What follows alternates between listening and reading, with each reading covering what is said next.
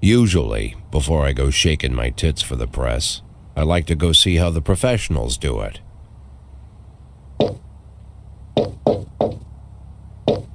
Some might say the chief of police has no business in an institution like this, but in fact it's the quietest and safest place in town. You won't run into any reporters, nobody gets into any fights, nobody drinks too much, nobody even raises their voice. The place is owned by an elderly gentleman who knows how to keep things under control. That's why I never invite my friends here. I wanted to make an exception for my 60th birthday, but most of my colleagues are young enough to be my sons, and they'd rather just hire prostitutes. Why stare at some boobs when you can take the whole package for yourself? But there's none of that in our club. Even looking too long is considered indecent. You can get an occasional glimpse, like by accident. The rest of the time you just pretend that you're immersed in conversation, or just come by for a drink. Doesn't mean these gentlemen wouldn't want their bald heads smothered in tits. It's just that nobody says it out loud. My younger colleagues might call it hypocrisy, but I call it the good old-fashioned manners. Good manners and leave the rest unsaid. She agrees to unbutton her blouse, and we agree not to pay too much attention. The girls are on a quiet prowl, too. They're looking for a way out of their cramped rooms. Maybe make friends with some wealthy patron with a pacemaker and dentures. Everybody wants something. But we have to control ourselves, or we'll all turn into libertines and prostitutes. Hell, if there weren't any rules, I'd be belching and farting, jumping up on the table, arms held high, yelling, "Shake it, baby!"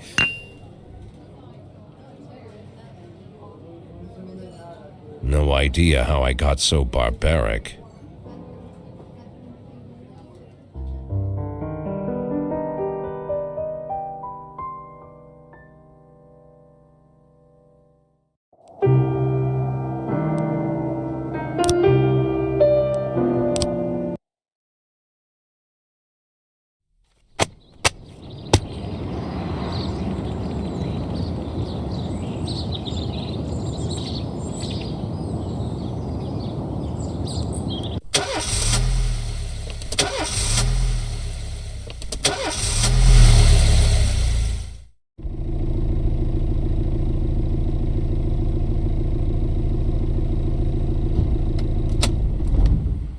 When I was a kid, my father sometimes told me at bedtime that if I closed my eyes and didn't open them for a long time, all the demons would blow away.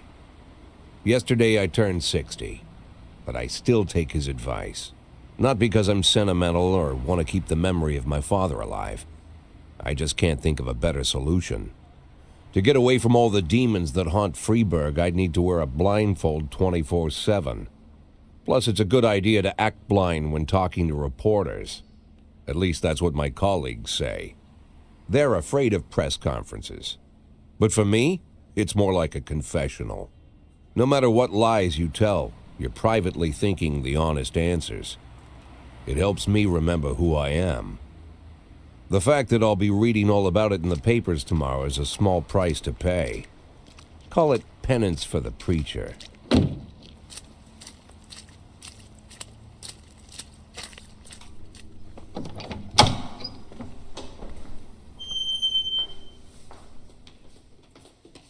This is the first time I'm afraid of those answers my mind has given me. Not because I'm mad I'm losing my job. Though it's true, I'm mad as hell. Not because I subconsciously blame everyone else. Though I damn sure do blame them. And don't even ask me what my next move is. I can't imagine. But even that doesn't scare me. The worst thing is, I know I'm gonna have to do something. I'll be damned if I know how far I'll go. I may have a lot of vices, but predictability isn't one of them.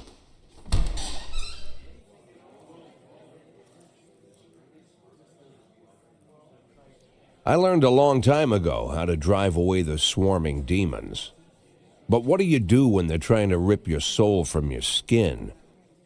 Shutting my eyes tight as I can. The best solution remains the same. play blind. I just hope the reporters think I was blinded by the camera flash.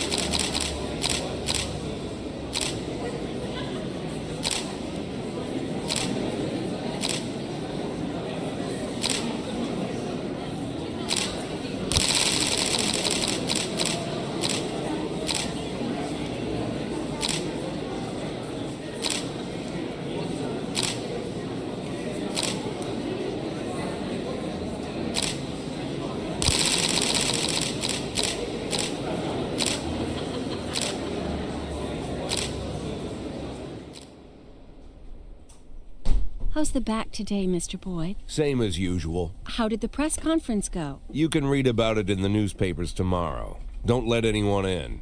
Even Mr. Kendrick? Especially Mr. Kendrick.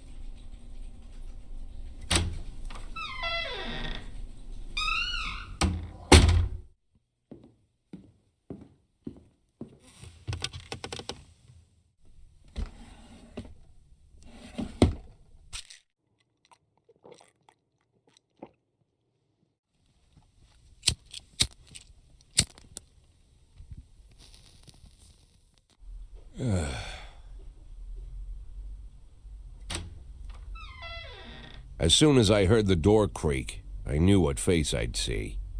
When I tell Emma not to let anyone in, there's only one man it could be. Rude, arrogant, no warning. That's Mayor Rogers in a nutshell. White summer shoes, white socks, white shorts, white polo shirt, and the white smile of a hungry shark. Mayor Rogers enters every room like he owns the place. Even the floorboards under his feet sound like they're creaking an apology. He never shied away from the odd corruption scheme. It's like the devil walks behind him. In the movies, the villains controlling the city play golf with the judges. Rogers plays tennis with them instead. That's about the only difference. Jack, I was hoping to catch you after the press conference. You ran away so quick. There's no smoking at City Hall. No reason for me to hang around. Well, this morning I signed a ban on smoking in all public buildings. Soon you won't be able to smoke here either. Soon enough, I won't be here at all. That's what I wanted to talk to you about. The people of this city like you, Jack. The police chief of all people. Don't betray that, Jack. Don't get wrapped up in any schemes. Sit nice and quiet for the next 180 days, and you'll be remembered as a hero. That's the only thing that you still have left. Be the hero. Then how am I supposed to scrape together a retirement fund? You had a million chances to secure a luxury pension, one that even I would have envied, although I've never set aside any money for myself. I'm not planning to retire anytime soon.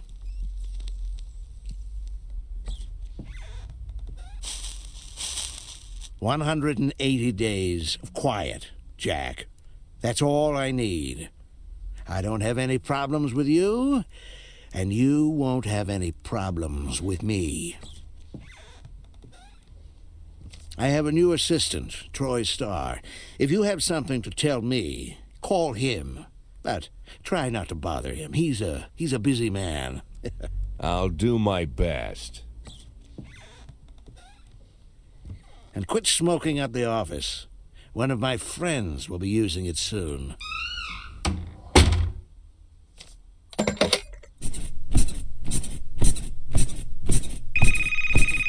Oh, I'm sorry, babe. Only the mayor has this number. Mr. Mayor? Yeah, is this Troy Star? Yes? Go fuck yourself, Troy Star.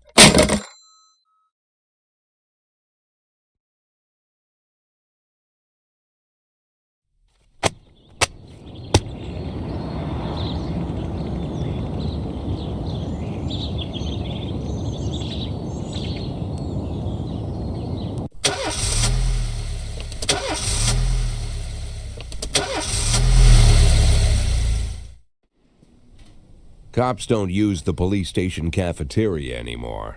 There's some kind of stigma against sitting shoulder to shoulder with your partners. Everybody just takes snacks from the machines or grabs a meal and hammers it down in the corner like a vulture on a corpse. The main thing? Don't look into anyone's eyes. Could be construed as an invitation to sit together. The only people eating here are ghosts.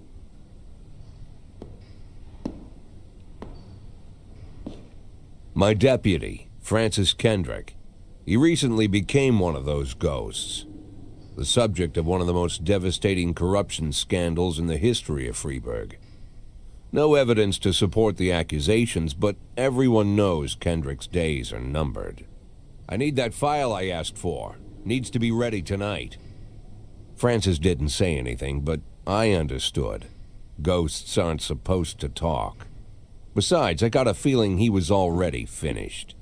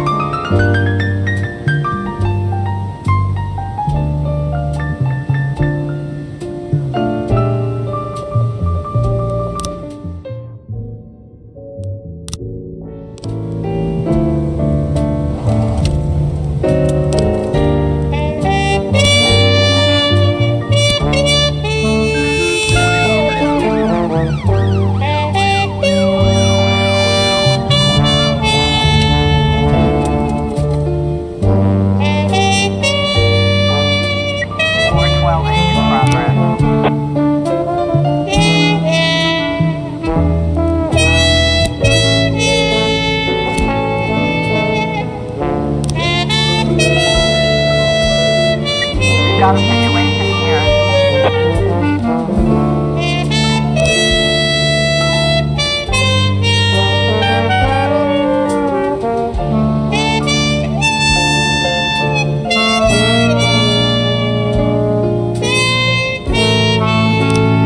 Nine testing complete.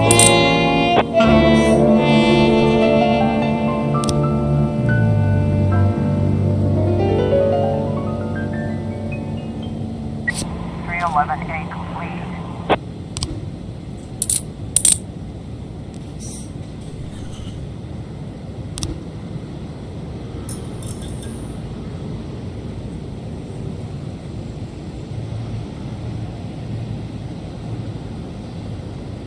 Four 12A complete.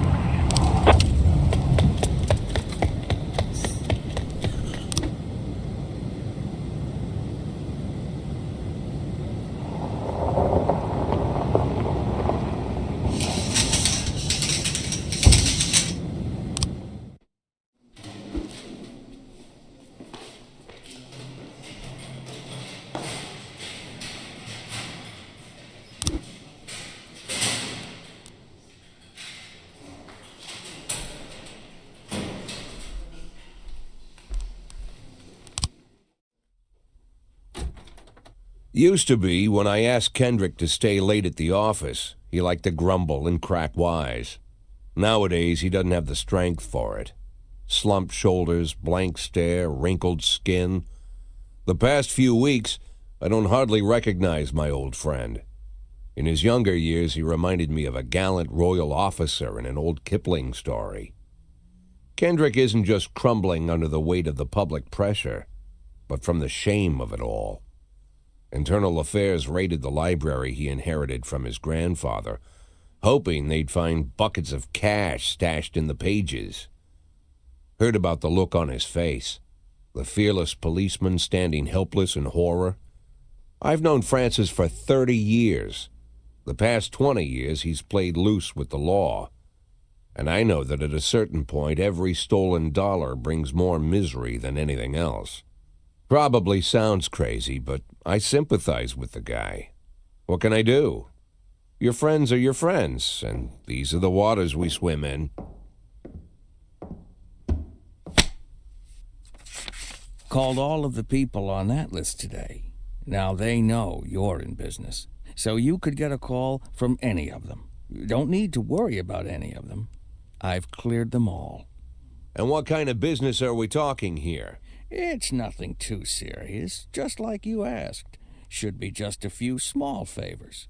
Payments will vary depending on the situation and who you're dealing with. How much are you looking to earn? $500,000. $500,000?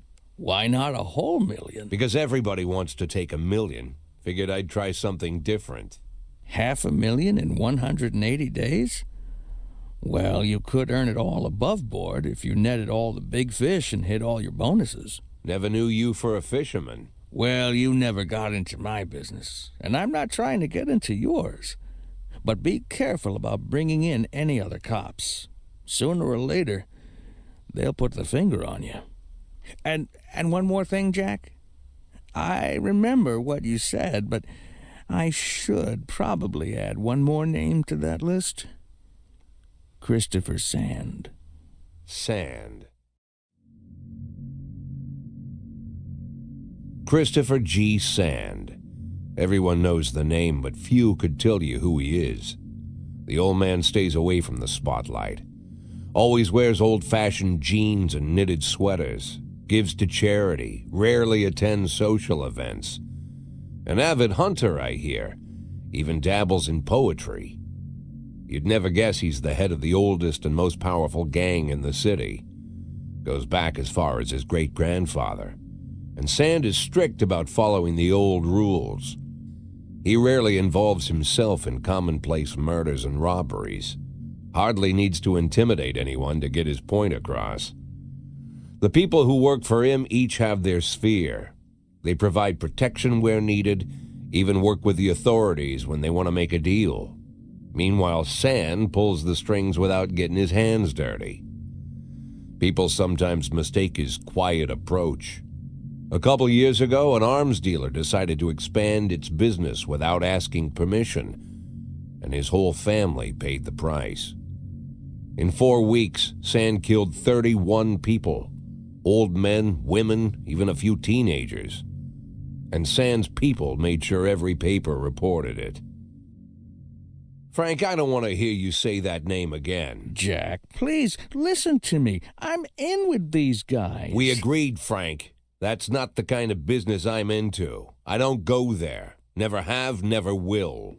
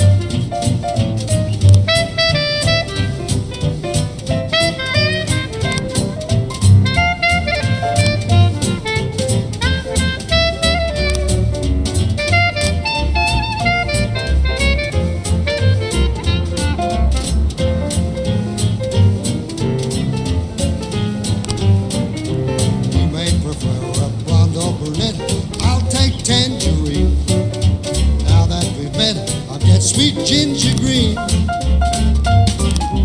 Well, these credentials so untold, I know just what they mean. Gotta be bold, the whole sweet ginger green. She's sweeter than Sue and Georgia Brown. Beats Lulu too when she's back in town. Now she can shimmy like Sister Kate. She's a dancing queen, fit for a king. Swing sweet ginger green.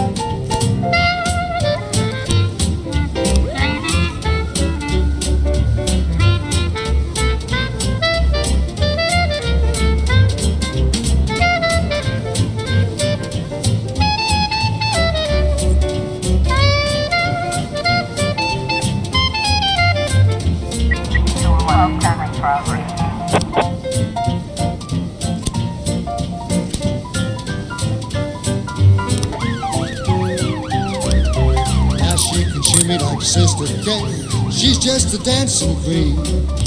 Fit for a king, swing sweet ginger green.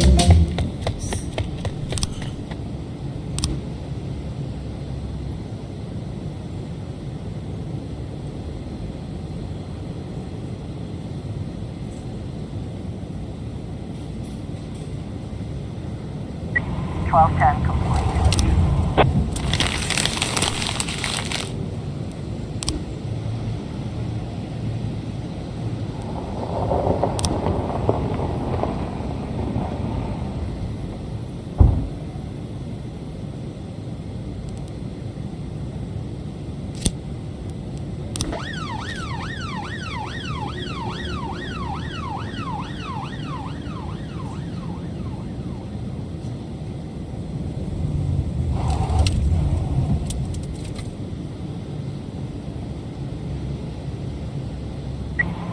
Eleven B in progress.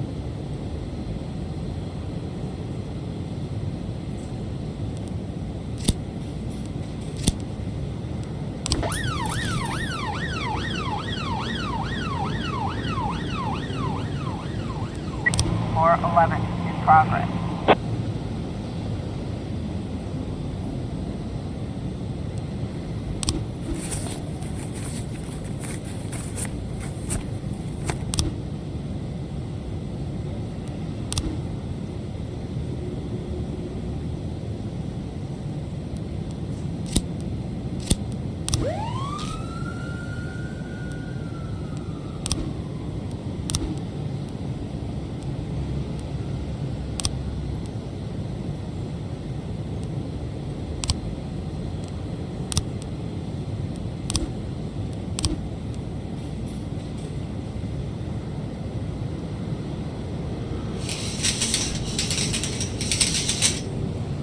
Looks like we have a situation here.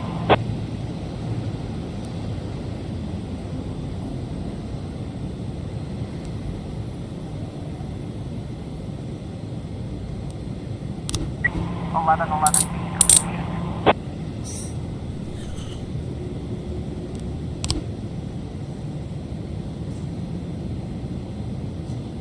411 complete.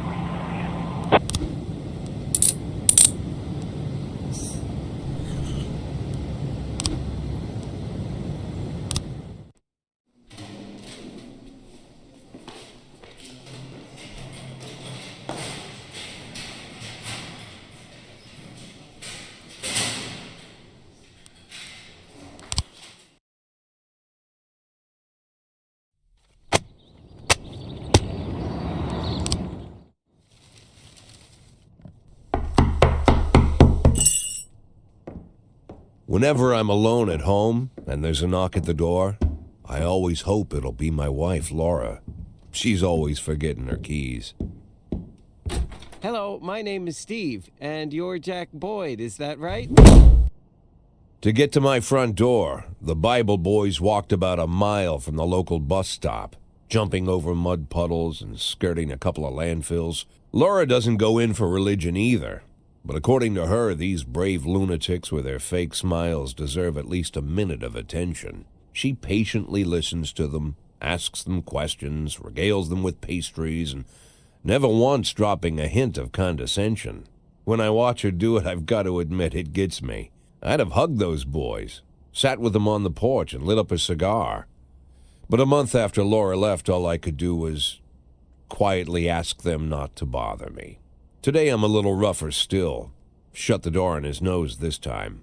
Another couple weeks at this rate and I'll be greeting anyone who comes close with my service pistol pointed towards the sky, ready to fire my warning shots. In my life, even the basic stuff never goes like it's supposed to. Normally, when a wife is going to leave home, she'll make a scene or at least sit everyone down for a serious conversation.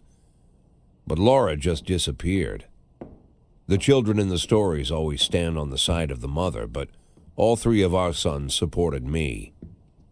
The in-laws always blame the husband for making their daughter unhappy. But now Sally, Laura's mother, well, we sort of have a pact. The fellow Laura ran off with is young enough to be her son, I hear he's 30 years old. Of all the possible information a man can know about his wife's lover, I get hit with that. Fortunately, Laura's mother doesn't like the way it sounds either. Sally figures this guy just thought he'd have some fun with a mature woman, but he'll be back chasing college girls before the year is out. So we have an agreement. Sally's going to track down Laura and try to reason with her, and we'll arrange a meeting. Meanwhile, I'm supposed to not do anything stupid, which of course means anything at all. It's a crazy situation. I'm the police chief, and the person I'm trusting to find my wife is an old woman armed with a phone book. But I can't afford to lose Sally as an ally. So for the moment, I had to swallow my pride.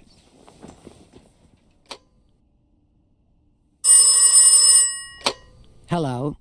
Mrs. Markham, this is Boyd. Oh, is there any news? That's what I wanted to ask you. Have you found anything? An address, phone number? Have you spoken to her? Don't worry, Jack. I've narrowed the range to 2 suspects, or whatever you like to say at your police building. At my police building, we find people faster than a funny old woman chirping on the phone with my wife's girlfriends. Oh, you're an old man, Jack. Come to your senses. They'd give us straight odds on the street. But I've got more energy, Jack. Maybe you think I'm a foolish old woman, but I go to my book club, argue with the girls about Byron, and it gives me energy. I talk to my dogs, and it gives me energy. And you have nothing, Jack. You don't even have a hobby. You got no passion. It's why Laura left you. Let's not go back into that, Sally. Find my wife, and we can discuss my hobbies later. I'm waiting for your call, and my patience is running thin. Laura, if you've stopped loving me, I'll let you go. I can't expect the impossible from you. Just don't let me die out here, okay?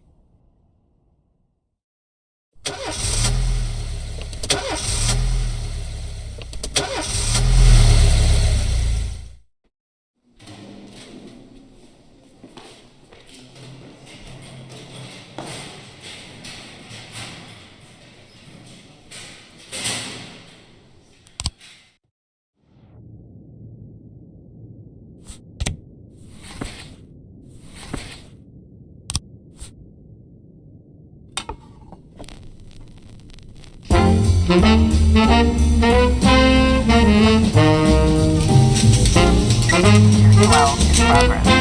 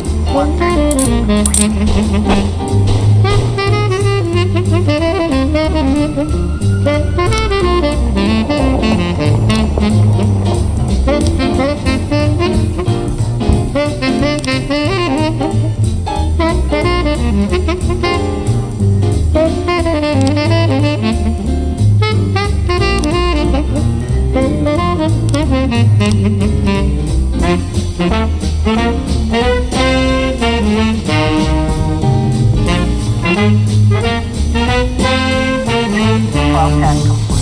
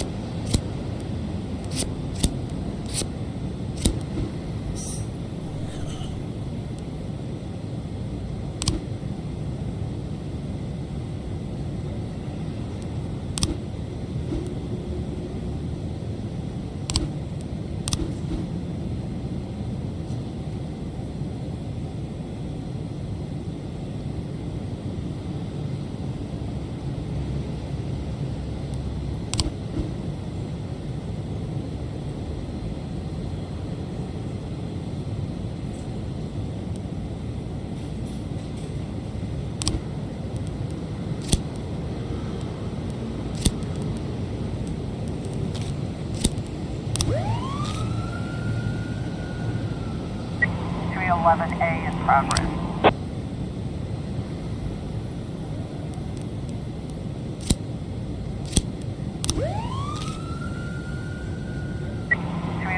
A in progress.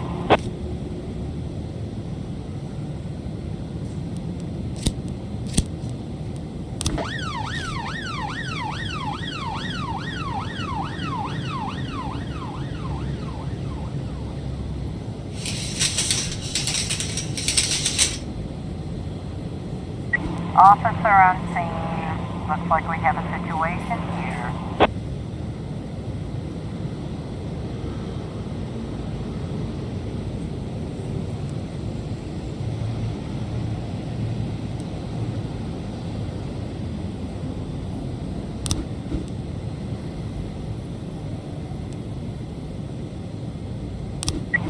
A complete.